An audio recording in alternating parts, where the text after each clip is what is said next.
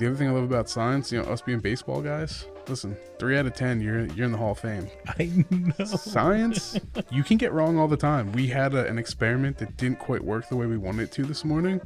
The kids didn't even know. They thought it was wonderful. Now, we explained the science of why it didn't work and why it looked a little bit different, but it's just neat. There's not a right or wrong answer.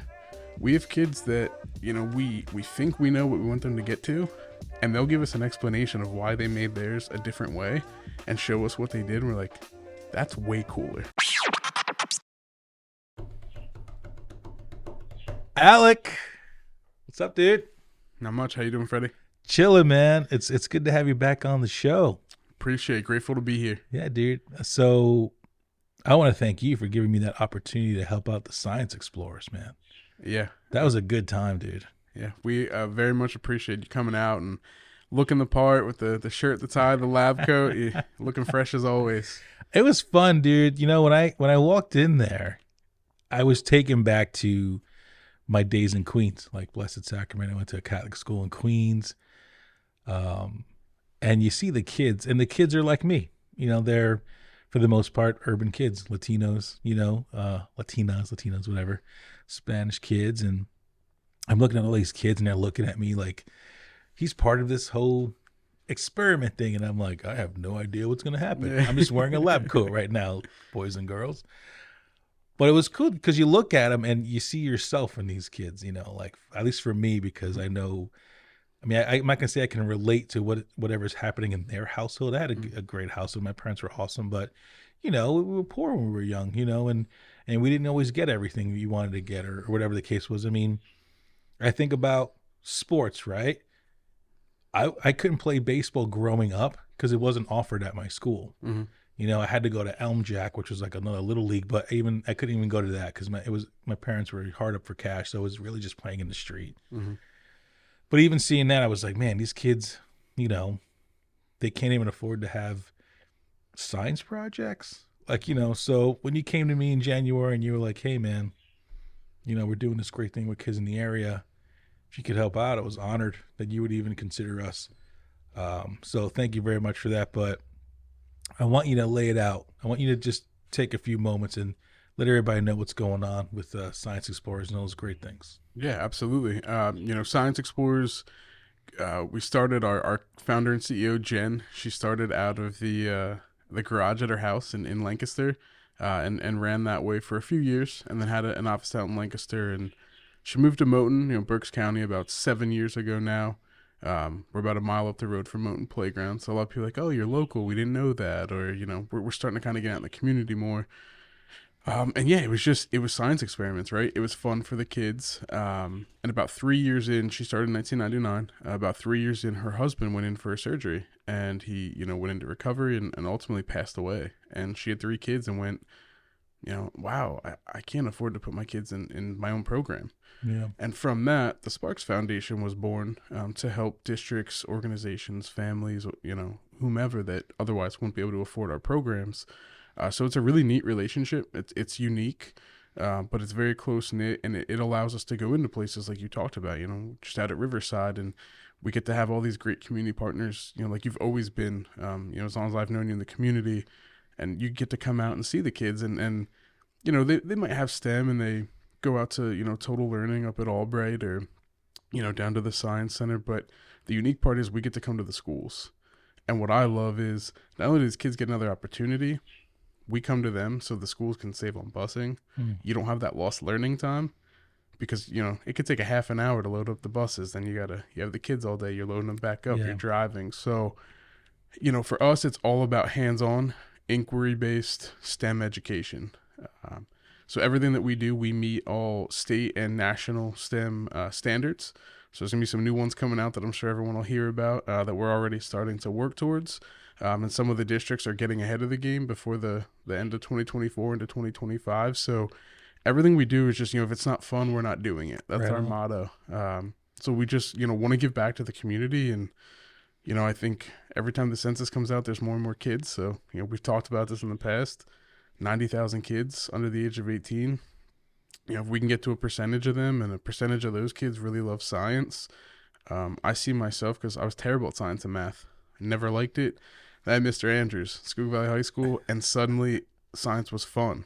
I loved it. It made sense to me. Mm-hmm. He made me love science. And when we go out with these kids, you hear a lot of things like, oh, I get it now. It makes sense. This is the most fun I've ever had. Science can be fun. And you go, okay, this is why we're here. This is why we're doing this, to give them the opportunity. So, Yeah, you learn by doing. mm-hmm. I mean, that's how I learned everything I know. I mean, I definitely didn't go to class or anything. It was just, well, let's try this. Oh, that didn't work. I guess I should have did it this way, you know? Yeah. But yeah, dude, that's killer. Yeah, I was and you're absolutely right. These kids do learn by doing, because you watch them and they seem so like enamored by what they're doing with their hands. Yeah. You know, I hated science too growing up. It was the worst because I really didn't get to do anything. I just had a textbook, had to learn it because the teacher said this is what was what, Yeah. and I had to know it for a test. You know, I actually failed earth science. I can't stand earth science. It's the fucking worst. But these kids were just sitting there with their model magic, you know, and their paint stirrers and foam cups, and they're looking at me and they're asking me questions, and then like one of them's like, "Oh, I like your tie," and one of them actually said, "You look like a fashion model," which I was like, "I'll take it." Yeah. You know, I'm like, "Dang, I would never give myself that title," you know. But it was just fun to interact and even just watch them at the end, like, you know. Andy was trying to explain everything. Atomic Andy, right? Yep. Atomic Yep. Andy was trying to explain everything to the kids, and they were listening. And that was the other thing I did notice. They were listening pretty well. Like you're still talking about a first grade class, okay? And first graders, man, attention spans very short. They were paying attention, dude, because I guess of how you presented the projects. So they were paying attention, listening, doing the do, and they were very well behaved. I was very surprised. Like, not that I expect them to be on bad behavior, but again, they're first graders. Like, you know, we've all had, you have kids, I have kids, we know what's up, right? Yep. And then at the end, they were being kids and still learning. When they were using the catapult and trying to get the little foam ball, the pom pom, into the other cup, and they're playing with their friends, and then they're just automatically were being children by going on the floor and trying it over here and trying it over there, and you just sit there and watch, and you just, you know, I was so happy just watching these kids, and I just kept thinking to myself that I was so thankful that I was able to donate even that little amount, because I don't think it's really that much money to even help these kids out, you know, and to watch them smile and watch them do this project. And I wish I could have been there the whole day. You know, I couldn't. I was able to get there for one class, but I hope more people out there really check out Science Explorers. I hope they really get involved and you know, really see what good they can do just for these kids right here locally. Yeah, I mean, and that's kind of the interesting part for us. I mean, it's great, you know, we have national connections and we ship our DIY STEM kits to, you know, we have a school in Toronto, we have a school in Hawaii, organizations all over the United States, which is wonderful. But, you know, when I came into Science Explorers, you know, Jen had this kind of project for us and said, I want everyone to pick a word and a meaning behind it. And some people had fascinating answers. And I felt like mine was just so simple and boring almost. What was your word? Home. Home. Because while we're national, and we kind of accidentally ran into that during COVID because everyone had to pivot, you know, and when schools weren't in, we had 300 some schools were in and went, uh-oh, everything's shut down. Now what do we do? You know, we couldn't go out and do field trips. So you start packing individually and you put things in bags and boxes and get them to the kids and pre-record videos and, you know, like everybody else had to do. And we had a really good year. Parents, teachers, you know, administrators, different organizations, like, we still want you to get what you have. We'll facilitate it. Bring it to us. We'll get it to the kids. We'll take it to their house. I mean, it was really neat to hear about how that happened. But my word was home, because like you said, there's so many kids here locally. I want to focus, you know, I'm a Berks County kid, born and raised, moved away for a couple of years and came back. And this is important to me. So it's great to be local, but, you know, let's focus here. Let's get to every elementary school, every school district, every education foundation, because that happiness that you saw, when I get out of the office and get to go watch these kids and I'm not in meetings or, you know, kind of making deals and things, it does bring you that sense of like happiness and peace and calming. And these kids they don't even know that they're learning, right? You're talking about levers and fulcrums and exothermic reactions. And they're, like you said, they take it from the table to the floor, outside. They're stomping on a bottle rocket. They're, mixing up their polymers to make matter monsters or the catapults. And they just have fun and they're learning. And it's something different. It's not a textbook. It's not a PowerPoint. And, when you talk about first graders, we tailor our lessons, right? There are certain lessons that work with a kindergartner that might not work with a fifth grader. All right. And our big thing that, we really like to pride ourselves in our clubs and our lessons is we don't repeat. So if we go to a school one year, K through 5 might have a lesson. Then the next year they go to the next grade. So you're never repeating a lesson. Right on. So we're trying to give them, as many aspects of being different kinds of scientists. Marine biology one time, a crazy chemist another week, botanist or what have you. And then there's such a well-rounded scientist. They get these little medals and they wear them around with pride. And, they go home and talk to mom, dad, brother, sister, their grandparents. And they talk about what they did. And that's our big goal too, is now they're engaging with their family, meaningful conversation, which is, what more can we ask for? Yeah, absolutely. So you mentioned that you guys are doing kits for kids in Hawaii? Yeah, so there are some organizations, through our search engines and different things that we use. We have shipped all over the U.S. I believe a little bit before my time, Jen had even set up a deal. We shipped some kits over to Europe. Wow. But we can be in person, which is great. You're hands-on.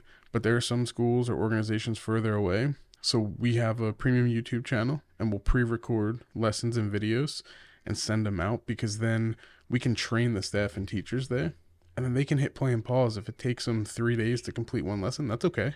Right. It might take them an hour. They get to kind of determine the speed they go at and how they teach their kids. So we have the virtual option. We have DIY where we can ship right to someone. And the other part that I love is most of our lessons are between like $12 and $25, and it just depends, unfortunately, on the world we live in, the materials and products and what our costs are. But it's really neat. We impact over 25,000 kids every year just in the tri-state area. So I mean, it's a big number, and it's very exciting. Dude. That's great. So why science? Like, what was the motivation behind why it was not math explorers? Yeah, I think it's just, when Jen started, and at some point we'll have to have her in to tell her story to you, right? I'd love to have her in. Unfortunately, she was traveling today. She's actually going out to Tulsa to one of our sites that we run out there. So at the time, she was doing some traveling shows, and she always talks about her dad he worked at Merck. He's a biologist. Okay. And he's like, Jen, I don't know. You're not very good at science. And she said, well, I'm going out and doing more of like a theatrical performance with science. And her dad went, oh, okay, that makes total sense, because she's, charismatic and has a personality for days. And I think for her, tying it in a little bit with her family, with what her dad did. And I think it was also like again, you don't have to be a great scientist. You don't have to be great at math. Think about my story, what you talked about. And the other thing I love about science, us being baseball guys, listen, 3 out of 10, you're in the Hall of Fame. I know. Science, you can get wrong all the time. We had an experiment that didn't quite work the way we wanted it to this morning. The kids didn't even know. They thought it was wonderful. We explained the science of why it didn't work and why it looked a little bit different, but it's just neat. There's not a right or wrong answer. We have kids that, we think we know what we want them to get to, and they'll give us an explanation of why they made theirs a different way and show us what they did. And we're like, that's way cooler. Man. That is way more interesting than what we thought we were coming here to teach you. So wow. I think science is just one of those things that anyone can do it. And, it's not all fancy big names, and it's not all super expensive products. They are very basic household items. So if we send kits, we go into a school, but, we have donors like you and other people in the community. We do these community events. We can send the kits home, and we can put paper clips and tape and, all these things that you wouldn't necessarily think, but when it all comes together and you have that lesson plan laid out line by line, picture by picture, you can create some really neat stuff out of stuff, products that you have sitting around your house that you would have never thought of. Yeah, everything that was given in the project we worked on, I think the only thing that wasn't available maybe to me was model magic. Like they might have been the only thing I wouldn't just have lying around the house. Yeah. Everything else was nothing crazy. Yeah. bottle caps and small little cups and a foam cup. And yeah, it was killer. But you did mention that there's DIY kits and you guys have all these videos on YouTube. Mm-hmm. Can people go on your website and just buy kits for themselves? So it's something that Science Explorers flirted with during the time of the pandemic because of shipping costs right now and just the weight of some of the materials. We don't have it. We're working towards it. But anyone who is interested, who knows anyone in the community or one of us that work there, I've had quite a few family and friends and people in the community that I've worked with, colleagues reach out and say, listen, my kids went through one of your clubs. They love it. How do I get more? If they reach out, we make it very simple. They can pick up at the office. I have become a delivery driver some days for a while. We'll bring it to you because, again, our mission is to get these kits and these science lessons and the vocabulary and educational component to as many kids as possible. So whatever we need to do, we're going to do. But stay tuned. There's some things in the works, and we're working towards having something where, some bigger things in the works to help offset some of that shipping and things like that. Yeah, definitely, dude. I mean, there's got to be somebody in the community that can help out with that. I mean, there's got to be a way. I just had this awesome question. I just totally again, McCookie. It happened again, McCookie. I don't know. My brain just turns off for a second because I just get so into the answers, But I'm thinking like, wait, I should ask him that question next. Crap, totally lost me. Sorry, it'll come back to you. Yeah, I don't know where the hell I am. I just was like, oh. Oh, that's what I wanted to ask you. So do you guys have any stats or like as far as so you said she started in 1999, right? So that's 20 something years in, right? Yeah, next year will be 25 years for Science Explorers. So is there anything that I know it's 25 years is a long time, but not as long as you think. So I mean, think about it. 25 years in 1999, you're teaching a first grader. Maybe they're out of college now. Do you guys have any stats or do you know of any cool stories where some kid happened to do Science Explorers and now they like invented some crazy ass stuff? So I think there's a couple, and one that really sticks out to me. It might not be as exciting to everyone, but in a lot of the pre and post surveys we're doing with schools, administrators, and even some nonprofit partners we have, on days that Science Explorers go into schools, in almost every school we're in, attendance is higher. There's more kids in school that day. We have a lot of staff right now that were Science Explorers as a kid. They learned about the program and they come back, whether they're a full-time staff or a 1099 instructor. And it's really fascinating because we actually have some staff in our office right now where it's generational. So the mom had the kid in Science Explorers. Mom got a job with Science Explorers a little later on. And now the daughter or the son are working there.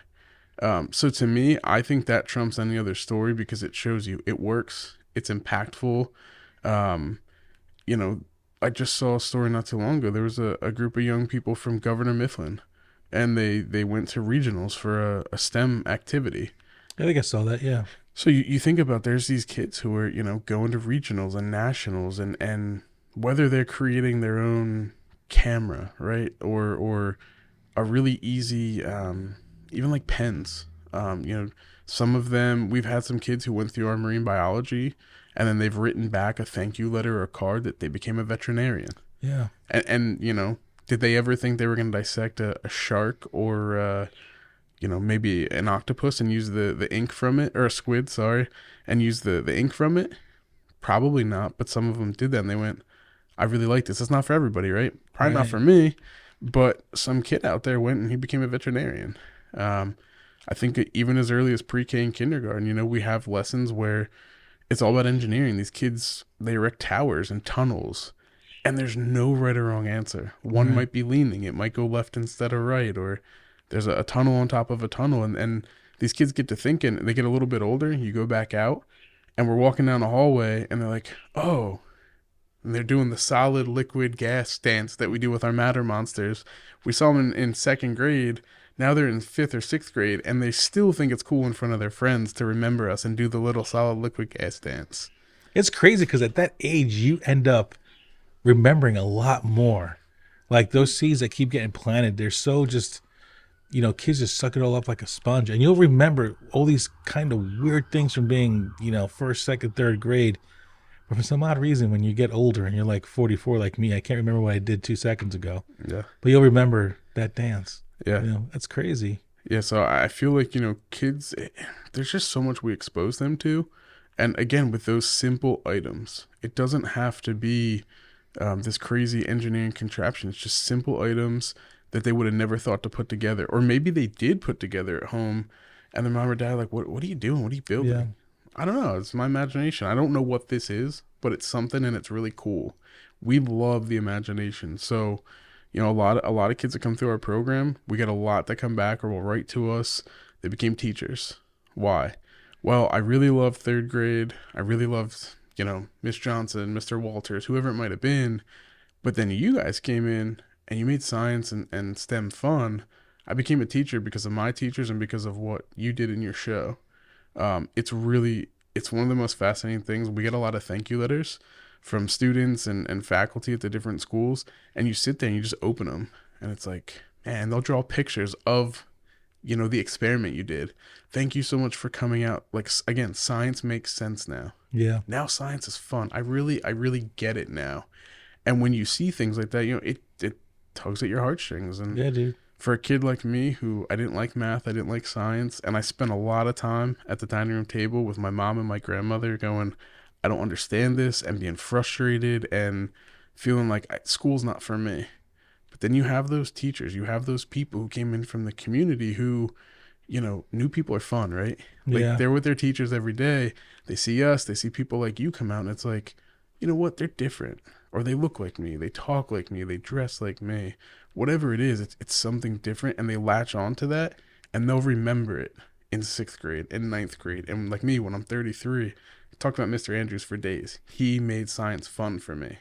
So in college, instead of skipping science class, I went because of Mr. Andrews. Well, that you paid for it. Yeah. Yeah. So for people out there, and I think I might have asked you this already, what's STEM? So STEM is science, technology, engineering, and math. Okay. And then a lot of people will say to me, well, do you do STEAM? We do. Well, what's that? It's the same thing, but you incorporate the arts. So we are very big. We're very blessed with our team and the staff that we have. We are actually working on an entire preschool pre-K curriculum. We do incorporate the arts into most of what we do. But there's going to be a whole curriculum that we're going to be launching, and it's really going to focus on the arts because that is probably the one area that hasn't always, STEM really took off. Yeah. And then it kind of leveled out a little. And a lot of people say, what about the arts? There's so many things you can do, whether it's, I think of the cliche lessons where, you see the hair dryers with crayons and they drip on a canvas. Yeah. There's science behind that. There's art in that. So without giving too much away, like I said, we're working on an entire curriculum that we're going to be coming out with, over 24 years now for Jen. There's almost 2,000 lessons that she has put in her arsenal that we can use. But at any given time, we have about 60 to 70 individual lessons that we can pack, ship, come out, teach. So you think about that, you could go to 60 or 70 different schools and you don't have to repeat a lesson. Wow. Or again, you can tailor, like if they have a theme week. So, if someone listens to this and they're running a summer camp or have a school or an organization, you say, oh, we have a pirate theme week. Okay, we've got kits for you.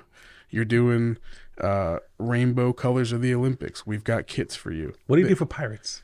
So we have all kinds of different stuff. We have fossil finding. We have hidden treasures. Oh, okay. We have a lot of lessons, like some of our lessons, like Everybody's Water, where, they learn about water conservation and leaving things better than they found them. Yeah. There's another one coming. And again, I'm not sure how much I can or can't talk about, but we're working with a company in Alabama, and we're going to be launching a whole initiative that it's all about litter, not littering, how water conservation works, keeping pollution out of our waterways. I mean, you see it all the time, these heartbreaking stories of animals getting tied up in plastic, or people go and they clean, a beach and they come back a week later and it's completely full of litter again.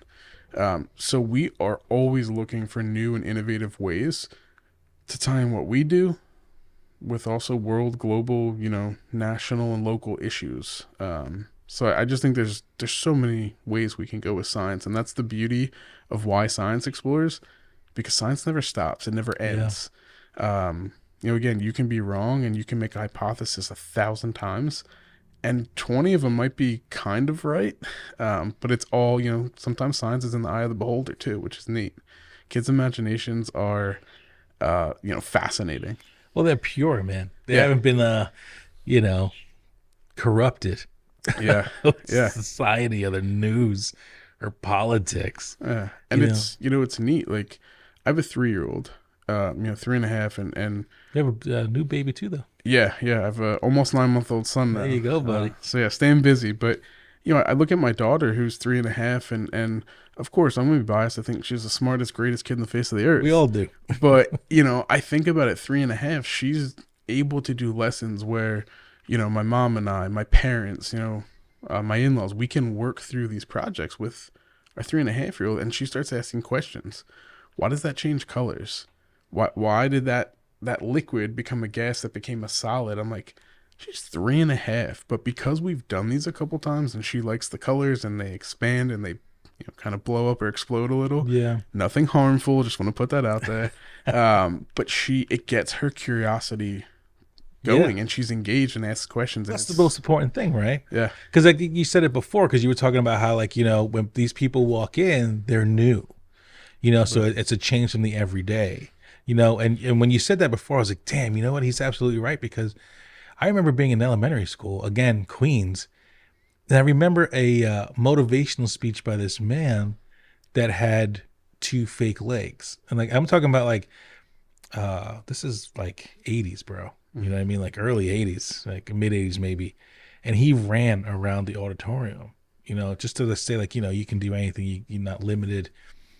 But again, it wasn't the same freaking nuns. Every day I walk into school, black composition notebook, nuns. That was my day every day. But then that person comes in that's different. And I think that helps support that point that, schools, of course, should be involved with science explorers, and the local business owners should be sponsoring Sparks Foundation, and getting these things in the kids' hands, because it's really easy to forget about them. It's because you go to work every day, you have your own kids, and you do what you're supposed to be doing. Nobody's going to fault you for doing that. But if you have the opportunity, to help out these kids or the Sparks Foundation, let me tell you, people, it ain't that much, man. If you're a small business owner, you can afford it. Okay. Your Uncle Freddie just likes to go overboard a little bit. He might spend a few extra dollars. No big deal.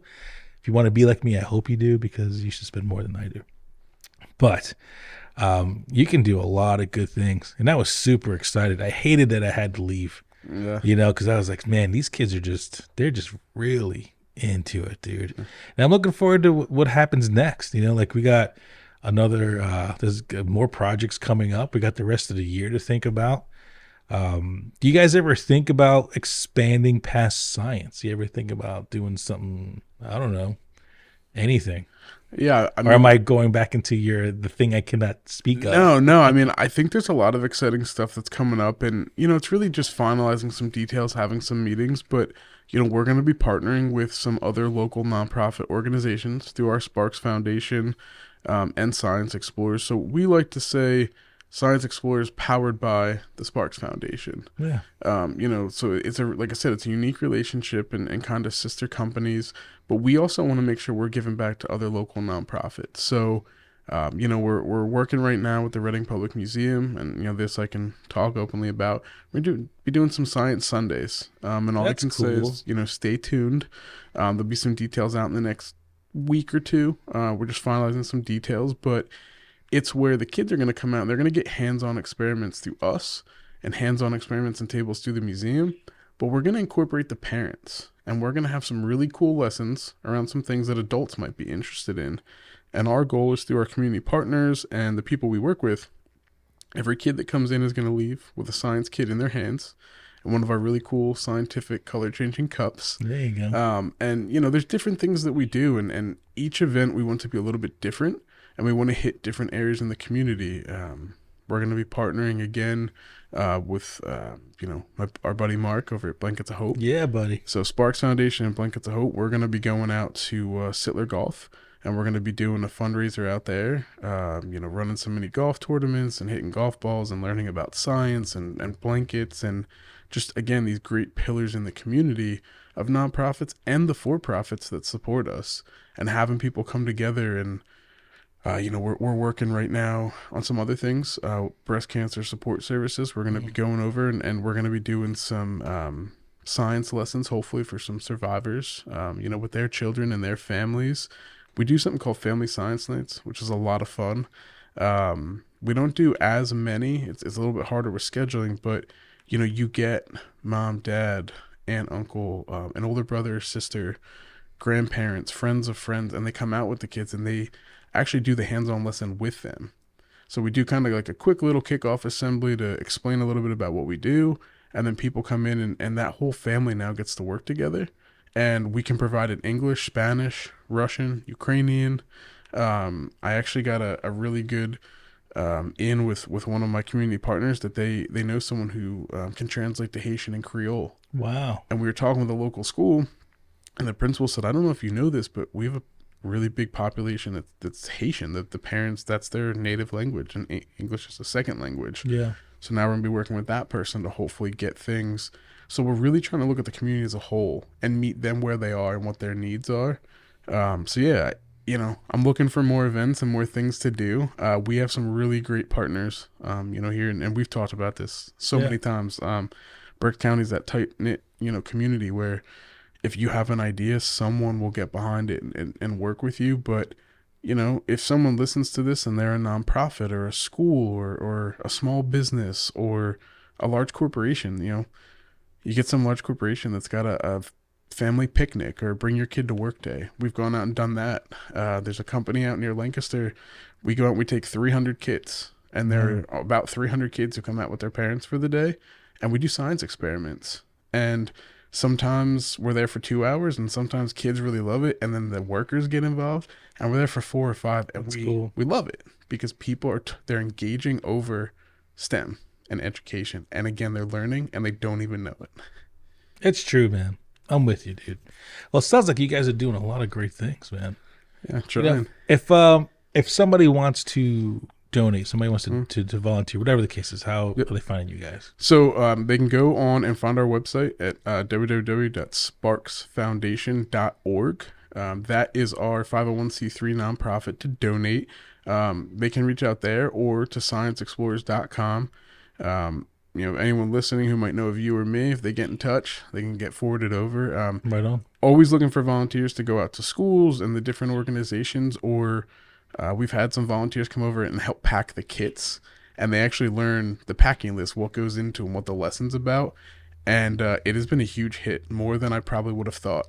Right on. So people can volunteer, they can donate, they can give us a call, at our offices. And we've had a couple companies say, I have this idea.